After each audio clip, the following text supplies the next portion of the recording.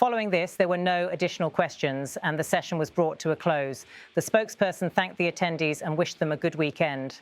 In assessing the broader context behind these remarks, several important factual updates are relevant. The TAZARA Railway, originally built in the 1970s jointly by China, Tanzania and Zambia, is indeed undergoing a major revitalisation. Premier Li Qiang's visit to Zambia marks the highest level Chinese leadership contact with Zambia in decades and is widely seen by analysts as a marker of China's deeper economic engagement in Africa, particularly focused on critical minerals and transport corridors. The concept of a prosperity belt along the railway aligns with China's broader global strategy of linking infrastructure, trade and industry. Japan-China relations have recently entered a sharp diplomatic crisis. Prime Minister Sanai Takaichi's remarks in Japan's parliament on 7th November 2025 that a Chinese attack on Taiwan could constitute an existential crisis for Japan triggered protests from Beijing, which demanded a retraction and warned of consequences.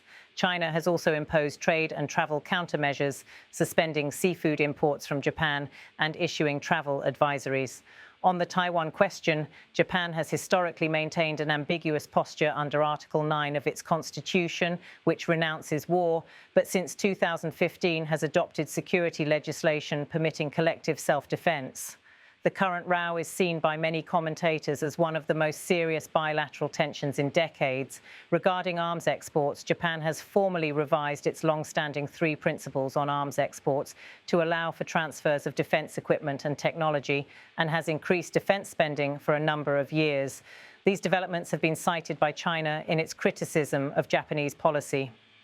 Given this backdrop, the spokesperson's remarks reflect China's dual thrust: advancing its global infrastructure diplomacy via Africa and simultaneously pressing its security and diplomatic agenda vis-à-vis Japan and the Taiwan issue.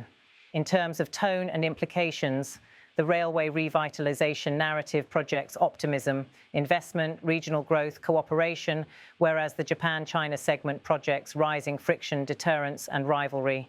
These reflect 2 parallel theatres in China's engagement: economic development partnerships in the Global South and strategic competition in East Asia.